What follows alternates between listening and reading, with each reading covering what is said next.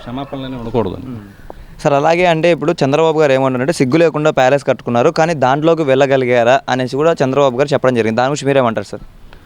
500 కోట్ల రూపాయలు పెట్టి ఋషికొండ మీద సొంతానికి ప్యాలెస్ ప్రజాసొమ్ము ఖర్చు పెట్టి ప్యాలెస్ కట్టుకున్నాడు.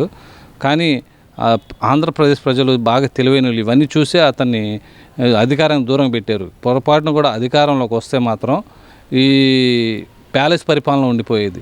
మాహిష్పతి సామ్రాజ్యంలో బల్లాల దేవుడు ఏ రకంగా ప్రజల్ని పీక్కు తినేవాడో, పురాతన కాలంలో రాజులు ఈ పన్నులు వేసి ప్రజల దర్శనం లేకుండా, ప్రజలకు ప్రజాస్వామ్యం లేకుండా, స్వేచ్ఛగా బతికే హక్కు లేకుండా చేసేవారు.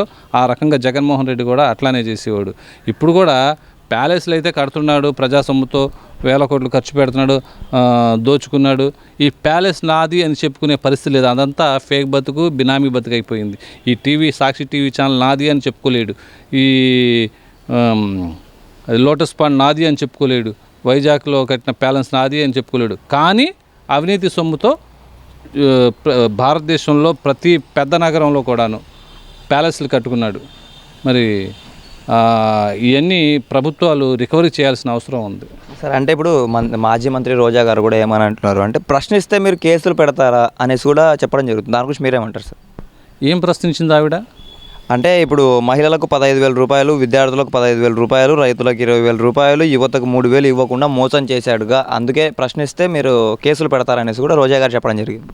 రోజా ఇప్పుడు ప్రశ్నించింది ఆ విషయంలో. ఆవిడని అరెస్ట్ చేశారా, కేసు పెట్టారా? ప్రభుత్వ విధానాలను ప్రశ్నిస్తూ ప్రభుత్వాన్ని ఎండగట్టొచ్చు, ఇది చేయలేదు అది చేయలేదని. అయినా కానీ జబర్దస్త్లో తైతక్కలాడే రోజా కూడా ఇటువంటి ప్రశ్నలు వేస్తే ప్రజలు నవ్విపోతారు. నీ నియోజకవర్గం నువ్వేం చేసావు చెప్పాల్సిన అవసరం ఉంది. రోజాని ప్రజలు తిరస్కరించారు. ఇక రోజాకి రాజకీయ జీవితం లేదు. అయినా రోజా మినిస్టర్గా ఉండి ఏం చేసింది? తైతక్కలాడుతూ ఉంది. శ్రీవారి దర్శనం టికెట్లు అమ్ముకుంది. ఇక నువ్వు పర్యాటక మంత్రిగా ఉండి పర్యాటక ప్రాజెక్టులు ఏం తీసుకొచ్చావని చెప్పేసి అడుగుతున్నావు. అయినా రోజాకి అర్హత లేదు. ఆవిడ్ని సమాజం నుంచి వెలేసాం, ప్రజలు వెలేసారు.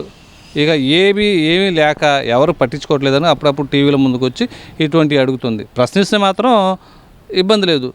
దానికి కాకుండా ఇష్టం వచ్చినట్లు ఫోటోలు మార్ఫింగ్ చేసి చండాలంగా అడ్డదిడ్డంగా చెప్పుకోలేని విధంగా ఇటువంటి పెడితే మాత్రం కఠిన చర్యలు తీసుకుంటారు. సార్ గతంలో ఇప్పుడు రోజా గారు ఏమని అంటున్నారు అంటే ఇలా ప్రశ్నిస్తే కేసులు పెడతారనేసి అంటున్నారు. కానీ గతంలో ఏంటి అంటే చంద్రబాబు గారు కానివ్వండి ఎవరైనా కానీ ప్రశ్నించినప్పుడు వీళ్ళ ఎలా ఉండేది సార్ వీళ్ళకి మాట తీరు అప్పట్లో గతంలో అంటే టీడీపీ వాళ్ళు ప్రశ్నించినప్పుడు? గతంలో టీడీపీ ప్రతిపక్షంలో ఉన్నప్పుడు, ఇప్పుడు వైసీపీ ప్రతిపక్షంలో ఉంది కదా, ఈ రకంగా విచ్చలవిడిగా రెచ్చిపోలేదు. ఒక సమస్యల మీద ప్రభుత్వ విధానాల మీద అడిగితే వీళ్ళు వెంటనే కేసులు పెట్టడం, అర్ధరాత్రి వచ్చి అరెస్టులు చేయటం, ఏమంటే తప్పుడు కేసులు బనాయించడం, ఇటువంటి గతంలో మనం చూసాం. రంగనాయకమ్మ గారు ఆవిడ ప్రభుత్వం గురించి ఒక పోస్ట్ పెడితే ఆవిడని 60 సంవత్సరాలు వ్యక్తిని అరెస్ట్ చేసి తీసుకెళ్ళిపోయారు. ఇలా సారా విషయంలో, అదే మద్యం విషయంలో ఒక దళితుడు ప్రశ్నిస్తే ఉదయానికి శవం తేలిపోయాడు. మన డాక్టర్ సుధాకర్ గారు మాస్కులు అడిగితే అతన్ని పిచ్చోండి చేసి రకరకాలుగా హెరాస్ చేసి అతన్ని చనిపోయే వరకు తీసుకొచ్చారు, చంపేశారు కూడాను.